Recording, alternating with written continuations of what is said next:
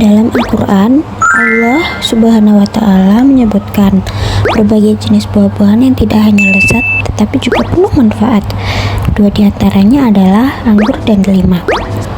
Buah apakah yang lebih sering kita jumpai dalam kehidupan sehari-hari? Tapi tahukah kita, di balik kelezatannya tersimpan rahasia ilmiah yang menakjubkan dan hikmah spiritual yang dalam. Dalam video edukasi ini, kami akan mengajak Anda menjelajahi keajaiban anggur dan delima dari dua perspektif sains modern dan nilai-nilai Islam. Mari kita mulai. Sebelum masuk ke buah anggur dan delima, mari kita pahami dulu apa sih pangan fungsional itu. Pangan fungsional adalah makanan yang memberikan manfaat kesehatan tambahan di luar nutrisi dasar. Dalam Islam, konsep ini sangat selaras dengan ajaran untuk menjaga kesehatan tubuh. Betul, Rasulullah SAW bersabda, mukmin yang kuat lebih baik dan lebih dicintai Allah daripada mukmin yang lemah. Dan tubuh yang sehat adalah amanah dari Allah yang harus kita jaga. Allah memerintahkan kita untuk mengonsumsi makanan yang halal dan thayyib. Halal secara syariat dan baik untuk kesehatan, inilah dasar pangan fungsional dalam Islam. Mari kita mulai dengan buah anggur. Dalam Al-Quran, anggur disebutkan dalam beberapa ayat. Allah berfirman dalam surah An-Nahl ayat 11, Dia menumbuhkan bagi kamu dengan air hujan itu tanam-tanaman, zaitun, kurma, anggur, dan segala macam buah-buahan. Sesungguhnya pada yang demikian itu benar-benar ada tanda kekuasaan Allah bagi kaum yang memikirkan. A'udzubillahi minasyaitonirrajim. Bismillahirrahmanirrahim.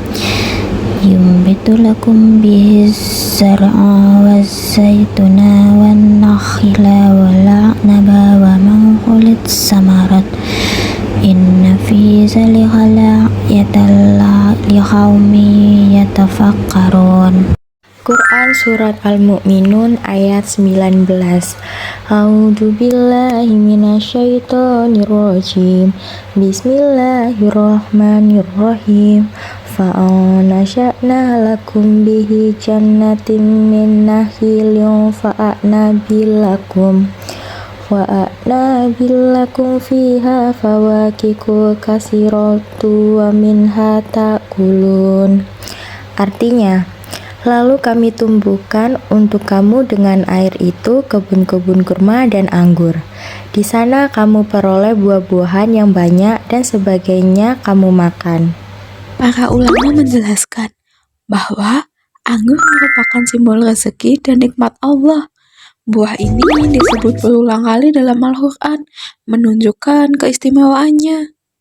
Dalam beberapa riwayat, anggur juga disebut sebagai buah favorit Rasulullah SAW. Beliau mengonsumsinya dalam bentuk segar maupun kismis, menunjukkan contoh praktis konsumsi buah yang menyehatkan. Anggur kaya akan vitamin K, vitamin C, vitamin B6, kalium, dan serat. Tapi keunggulan utamanya terletak pada senyawa bioaktif. Senyawa superstar dalam anggur adalah resveratrol, antosianin, flavonoid, senyawa polifenol, memiliki kemampuan antioksidan yang luar biasa. Mekanisme kerjanya resveratrol yaitu meningkatkan aktivitas enzim antioksidan alami tubuh seperti SOD dan katalase, menetralisir radikal bebas penyebab penuaan dan penyakit. Untuk jantung dan pembuluh darah, anggur memberikan manfaat triple nih.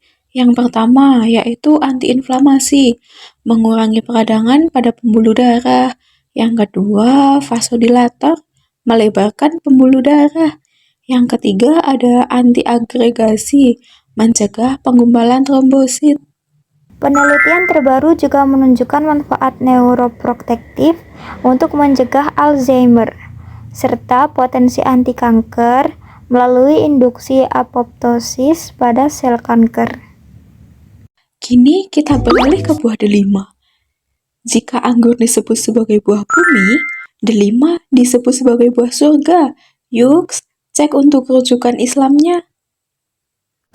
Allah berfirman dalam surah Ar-Rahman ayat 68, di dalam kedua surga itu ada buah-buahan, kurma, dan delima. Bismillahirrahmanirrahim. Fima fakihatu wa nakhlul wa rumman. Quran Surat Al-An'am ayat 99. A'udzu billahi minasyaitonir rajim. Bismillahirrahmanirrahim. Wa huwallazi anzala minas samaa'i ma'an fa'akhrajna bihi nabata kulli syai'in fa'akhrajna minhu qadirun nukhriju minhu habba mutarakiba wa minan nahli min tal'iha kinwanu daniyatu wa jannati min a'nabi wa khairtu nawarrumanu mustabiha wa khairu mutasabih unduru ila samarihi ida asmaro wayan'ih inna fi dzalikum laayatil lakum yu'minun. Artinya, dan dialah yang menurunkan air hujan dari langit, lalu kami tumbuhkan dengan air itu segala macam tumbuh-tumbuhan. Maka kami keluarkan dari tumbuh-tumbuhan itu tanaman yang menghijau. Kami keluarkan dari tanaman yang menghijau itu butir yang banyak, dan dari mayang kurma mengurai tangkai-tangkai yang menjulai. Dan kebun anggur, dan kami keluarkan zaitun dan delima yang serupa yang tidak sama. Perhatikanlah buahnya di waktu pohonnya berbuah. Delima dalam Islam melambangkan kesuburan, keberkahan, dan kesatuan dalam keberagaman. Setiap bijinya yang banyak, namun tetap dalam satu kulit, mengajarkan kita tentang ukhuwah. Rasulullah Shallallahu Alaihi Wasallam bersabda, tidaklah delima itu tumbuh bijinya kecuali dibuahi oleh biji delima surga. Ini menunjukkan keistimewaan delima sebagai buah yang diberkahi. Secara ilmiah, delima adalah salah satu buah dengan aktivitas antioksidan tertinggi di dunia. Yuk simak kandungan nutrisi buah delima. Delima kaya akan vitamin C, vitamin K, folat, dan kalium. Tapi yang membuatnya spesial adalah senyawa polifenol uniknya. Punicalanin, senyawa yang hanya ditemukan dalam delima, memiliki aktivitas antioksidan 3 kali lebih kuat dari anggur merah atau teh hijau. Yuks, mari kita lihat mekanisme kerjanya.